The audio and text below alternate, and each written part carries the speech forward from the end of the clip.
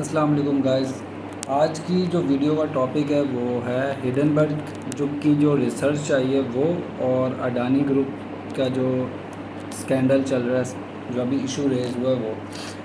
अब इसमें जो सबसे इम्पॉर्टेंट चीज़ है वो ये है कि हिडनबर्ग ने एक रिसर्च लॉन्च की। हिडनबर्ग बेसिकली एक रिसर्च सेंटर है, और वो लोग क्या करते हैं कि इस दुनिया के जो भी इश्यूज़ चल रहे होते हैं, लाइक पीपल फ्रॉड, जिस तरह अगर पाकिस्तान की बात करें तो टाइम्स कंपनी का फ्रॉड जो है वो बहुत मशहूर है। आईडी एक कंपनी आई, उसका फ्रॉड बहुत मशहूर है। फ्रेगनेंस लैंड आई, इनका फ्रॉड बहुत मशहूर है। तो ये वो कंपनीज़ होती हैं जो बेसिकली लोगों के पैसे जो हैं वो उनसे इन्वेस्ट करवाती हैं, या किसी न किसी तरह से इन्वेस्टिंग पर्पस को लेके लोगों को पागल बनाती है और उनका जो लॉस करवाती हैं अपने पर्सनल कंपनी के बेनिफिट के लिए और अपने प्रॉफिट के लिए। अब अडानी का जो केस था, हिडनबर्ग रिसर्च क्या करता है कि वो ऐसी कंपनीज़ के बारे में रिसर्च करता है। रिसर्च करने के बाद वो उसको पब्लिकली उस रिसर्च पेपर को अनाउंस करता है, जिससे वो क्या करता है, लोगों में अवेयरनेस भी क्रिएट करता है, प्लस ऐसी कंपनीज़ का पर्दाफाश करता है। हिडनबर्ग की जो रिसर्च आई थी अडानी के ख़िलाफ़, वो समझने से पहले सबसे पहले आपको ये समझना होगा कि शॉर्ट सेलिंग क्या होती है स्टॉक में। अच्छा, स्टॉक में शॉर्ट सेलिंग ये है कि आपने एक शेयर, मतलब एक स्टॉक मार्केट है, ठीक है, और आपको पता है कि इस वक्त एक स्टॉक मार्केट के शेयर की प्राइस है 3000 एक शेयर की, और आने वाले दिन में 3 दिन में 4 दिन में 5 दिन में वो शेयर की प्राइस 3000 रुपये से 1000 रुपये पे आने वाली है। तो आपने अपने ब्रोकर को कहा कि आप मुझे इस कंपनी का एक शेयर जो है वो उधार दे दो, शेयर दे दो, पैसे नहीं, एक शेयर उधार दे दो, मैं आपको 4 दिन बाद वो शेयर वापस कर दूंगा। अब जब आपने उससे वो शेयर लिया तो उस शेयर के प्राइस थे 3000, आपने लिया और सेल कर दिया, क्योंकि आपको पता था कि 3 दिन 4 दिन बाद वो शेयर के प्राइस नीचे आने वाले हैं। जब वो शेयर के प्राइस नीचे आया, 1000 पे आया, तो आपने अपने ब्रोकर को उन 3000 रुपये में से 1000 का शेयर लेके वापस कर दिया। तो मतलब आपको 2000 रुपये का प्रॉफिट हुआ। इसको कहते हैं शॉर्ट सेलिंग, और ये बहुत सारी कंपनीज करती भी हैं। और ये स्कैम भी है। इससे बचने के लिए काफ़ी सारे स्टेप्स भी उठाए जाते हैं स्टॉक एक्सचेंज की तरफ से, बट सम हाउ कंपनीज इनको मैनेज कर रही हैं, और ये गलत भी है। अच्छा, अब अडानी ग्रुप की बात करते हैं। तो हर कंपनी, जो स्टॉक में एक उसूल है कि कंपनी जो है वो 75% से ज़्यादा शेयर्स अपने नहीं रख सकती, क्योंकि फिर उसको अपने शेयर पे पूरा कंट्रोल आ सकता है, और फिर शेयर की प्राइस फ्लैक्चुएट होंगी ही नहीं। तो इसलिए 75% जो है वो कंपनी शेयर अपने पास रखेगी, 25% पब्लिक करेगी। ये रूल होता है, उसूल होता है। लेकिन मोस्टली कंपनीज जो होती हैं वो 4 to 5, मतलब 40 to 50% शेयर्स अपने पास रखती हैं, और 40 to 50 पब्लिक में करती हैं। अडानी ग्रुप ने 75, ऑलमोस्ट 74.8 समथिंग रेशो है जो उन्होंने अपने पास रखे हुए थे, और जस्ट 25 to 26% जो है वो पब्लिक किए हुए थे। यहाँ तक समझ आ गई होगी आपको। अब हुआ क्या कि अडानी ग्रुप के ऊपर जो क्लेम है, जो इल्ज़ाम है, जो हिडनबर्ग ने लगाया, वो ये लगाया कि आपने जो 25% ग्रुप वो शेयर्स हैं वो एक फ़ॉरेन फेक कंपनीज़ बनाई हुई हैं, मतलब बाहर मॉरिशस में बना दी, यूएई में बना दी, इस तरह की फ़ेक कंपनीज़ बनाई हुई हैं अपनी ही उन्होंने, ठीक है। और वो जो 25% शेयर्स हैं वो भी खुद ख़रीदे हुए हैं। मतलब पब्लिक को ये लग रहा है कि वो शेयर पर 25% पब्लिक में है, बट इन रियलिटी वो भी उन्होंने खुद ख़रीदे हुए हैं, और वो अपनी पूरी स्टॉक की मार्केट को क्या कर रहे हैं, कंट्रोल कर रहे हैं। अच्छा, आपके अपने पास अगर शेयर हो तो इससे नुकसान क्या और फ़ायदा क्या है? इसका फ़ायदा ये होता है, इससे कंट्री का और लोगों का, बेसिकली लोगों का नुकसान होता है, क्योंकि आपके पास जब शेयर होते हैं तो आप उसकी प्राइस अप एंड डाउन कर रहे होते हैं, ठीक है। उसकी प्राइस आपके हाथ में होती है। ज़ाहिर सी बात है, जब आपकी एक शेयर है उसकी, उसको लोग परचेज़ नहीं करेंगे तो उसकी प्राइस नीचे जाएगी, उसकी डिमांड नीचे जाएगी। जब उसको लोग ज़्यादा परचेज़ कर रहे होंगे, उसका अपर कैप जो है वो ज़्यादा लगा रहे होंगे, तो उसकी डिमांड ऊपर जाएगी।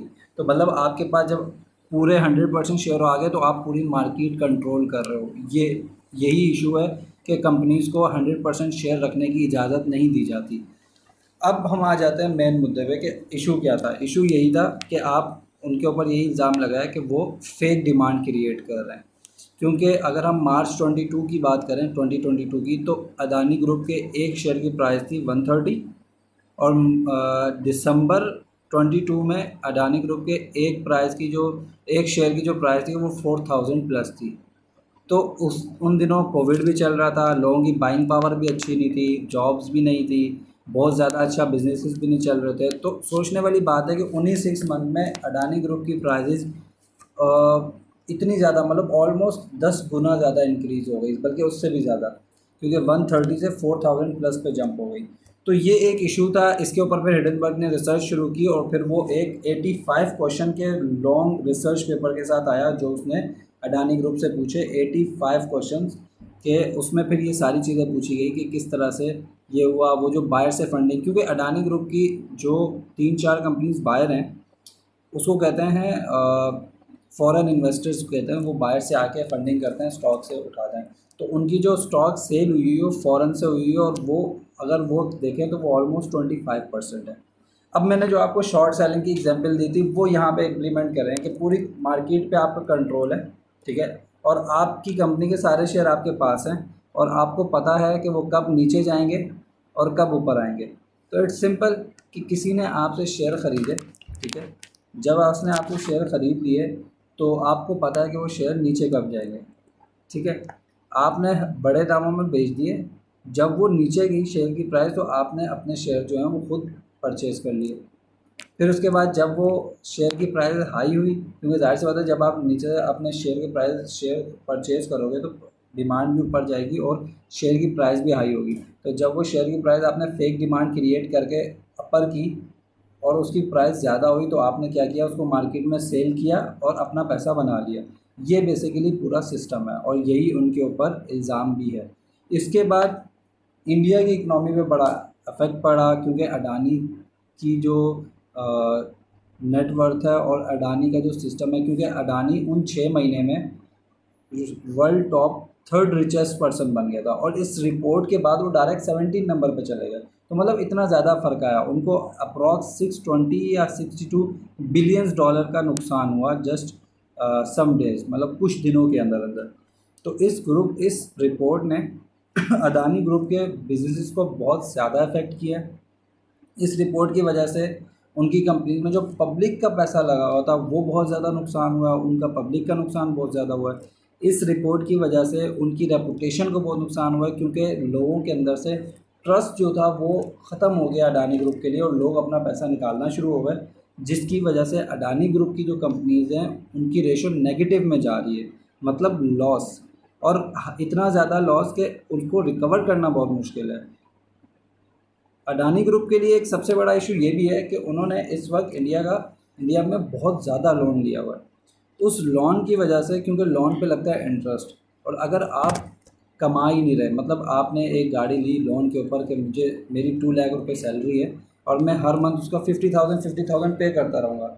अब अगर आपकी जॉब ही चली जाए और वो 2000 सैलरी आपके पास आए नहीं, तो फिर आप वो गाड़ी का जो लोन है और गाड़ी का जो इंटरेस्ट है उस लोन के ऊपर, वो कैसे पे करेंगे। तो दिस वाज अ प्रॉब्लम, और this is a problem for Adani group कि वो उस लोन को, उस इंटरेस्ट को कैसे पे करेंगे, क्योंकि इस वक्त जितने कॉन्ट्रैक्ट थे उनके पास, वो लोग भी पीछे हटना शुरू हो गए हैं, क्योंकि उनको लगता है कि अडानी ग्रुप जो है फ्रॉड है। अब देखना पड़ेगा, अडानी ग्रुप ने 85 क्वेश्चन में से 65 क्वेश्चन का कहा है कि हमने पहले ही पब्लिक अपीयरेंसेस में उसको आंसर कर चुके हैं, और उसका जो एडनबर्ग रिसर्च का एक और कॉलम था उसमें ये लिखा गया था कि आप इसको पब्लिकली कोर्ट में चैलेंज भी कर सकते हैं, क्योंकि चैलेंज कोर्ट में जाके फिर हम आपसे वो डॉक्यूमेंट्स भी मंगवा सकते हैं जो हम आपसे ऐसे वर्बली नहीं मांग सकते, क्योंकि ज़ाहिर सी बात है जब बात कोर्ट में जाएगी तो डॉक्यूमेंटेशन प्रॉपर होगी, और जब डॉक्यूमेंटेशन प्रॉपर होगी तो अडानी ग्रुप को वो सारे डॉक्यूमेंट शो करवाने पड़ेंगे जो हिडनबर्ग अपने प्रूफ के तौर पे क्लेम करेगी। तो ये एक बहुत बड़ा इशू है, और अगर ये इसको रिजॉल्व नहीं करते तो ये इंडिया की इकनॉमी को भी बहुत ज़्यादा अफेक्ट करेगा, और ना सिर्फ इंडिया की इकनॉमी को अफेक्ट करेगा बल्कि इसमें और भी बहुत सारी चीज़ें, इंडिया की जो पब्लिक है, जो आम आवाम है, वो भी बहुत ज़्यादा अफेक्ट होगी, क्योंकि इसके अंदर 2-3 ऐसी कंपनी हैं जो पब्लिक कंपनीज हैं, जो जिसपे पब्लिक इन्वेस्टमेंट है और जिससे पब्लिक की बेटरमेंट के लिए काम हो रहा है। तो ये आज का टॉपिक था। इंशाल्लाह नेक्स्ट वीडियो में नेक्स्ट टॉपिक के साथ हाज़िर होंगे। लाइक करें, शेयर करें, सब्सक्राइब करें। Thank you so much.